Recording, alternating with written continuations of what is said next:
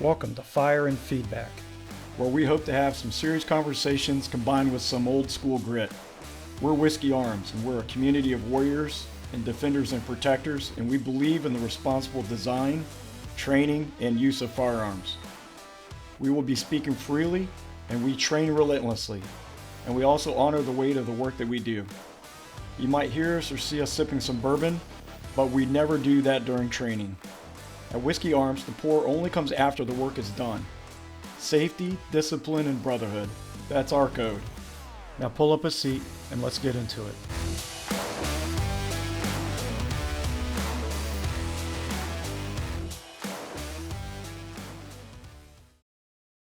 And to me, a lot of the things we learned when we were overseas translate a lot to what we do on a day-to-day basis. But you hit on something what I think is kind of even what I was going to ask later. Is that you talked about, if you want to be good with a gun, train on that gun. If you're going to be good with a certain long gun, you got to train on that long gun. What do you find in what you determine to be in some or any type of weapon platform, regardless of what caliber it might be or its intended purpose? What would you consider something as a characteristic of it, whether or not it's combat reliable? And what does that mean, particularly in selection of a platform for an individual, whether it's a private citizen or an executive is trying to worry about, close protection, or if it is law enforcement? What do you look at when you're looking for a solid platform? Reliability is really so. There's a lot of research that you have to put into these things, but it's reputable people who are saying reputable things about what they're carrying. Um, not because I carry it. I don't say you need to carry this because I carry it.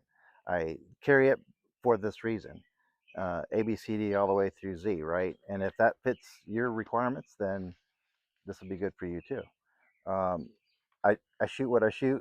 I like what I like. I've shot a lot of different things, and uh, it it's it's reliability. Well, basically, it works when you want it to work, right? In any environment. But what is your environment? So it's different for everybody. Whether that's a home defense, self defense, they're in here in northern Indiana, or they're in North Georgia, right? Or hot, humid, Florida. It's different for everybody. Or they're out west in the desert, sand, dust, all that stuff. So might be different for the environment's going to change everything. The threat's going to change everything. So it's identifying those things for those people and get the right tools in your hands and make your decision based off of your individual environment. Do you think there's a lot of, and I'm trying to lead this in a way, but do you think that there's a lot of perception or bias that's out there that are influencing people to go a certain way when it's absolutely not the right way to go at all? Absolutely. Yeah. Yes. What's a good example of that? There's plenty of examples. So if I was uh, sponsorships, so if sponsorships drive the train for those folks, right? They have to push that product. And if we talk about the sales side of things, a salesman is going to sell you. They're going to do what it takes to sell their product. That's what they're paid to do, right? So that's the big thing in the firearms community in general, and even just training in general too. Though, if that person's working for a conglomerate or an organization, they're going to push that product because that's what they get paid to do, right? Or that's what they get hired to do. Um, I don't have that kind of thing. So what I want to do is tell them what's available, several options, what's available. Um, no skin in the game on which way they go. If you can afford it, if this meets your needs, then this is good for you, right? Or this is better for you, or eventually start out with this. Now, budget requirements, those are common things that everybody has to struggle with. Eventually work up to this particular product, right? Or even if it's training with me or anybody else, if they can't afford it, then seek that information somehow, like whether it's online or whatever it is. And there's a lot of value to online school studies, classes, YouTube, all those kind of things. But I steer them in those directions. If they don't know what they're looking at, they're just going to absorb whatever it is they're clicking on. So I'll do that for folks too. They'll contact me. This is what I'm looking at. This is what I'm listening to. this is what I just heard. It's like, okay, well, let me vet that source for you. Is it good? Is it bad? Some of the things they say are applicable, some aren't.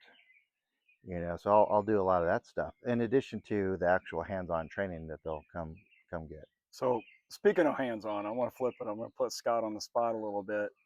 I haven't had a chance to work with Bob, but I get to watch you all the time, and I see the varying skill sets of people that come out here.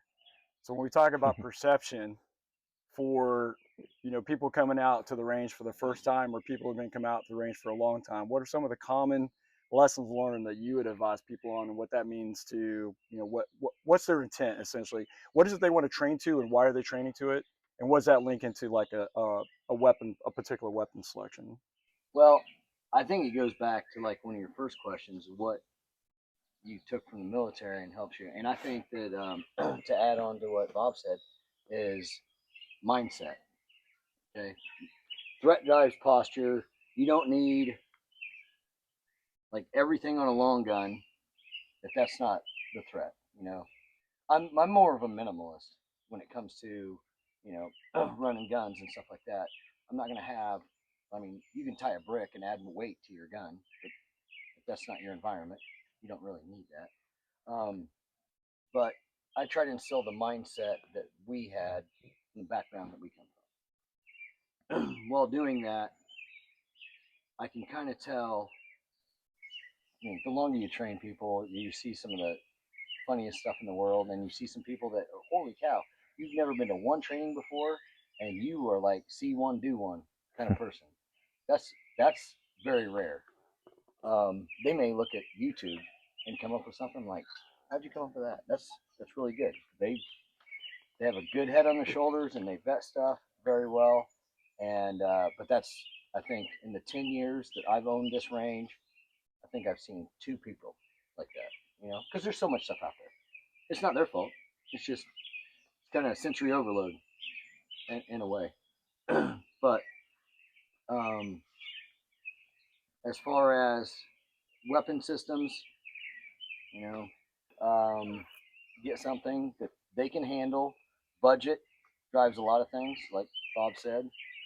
Um, I I take that with a grain of salt on some things. He shoots a pistol that I don't shoot because the one I shoot meets my needs, and I'm happy with that. And same way, if this meets your needs, the same as mine, because I'm from Indiana, I try to train in this specific area. I'm not in Arizona where I used to be. I kind of got a handle on what people need around here and what works best for them. Did that answer everything you asked? I don't know. If it didn't, I just love it.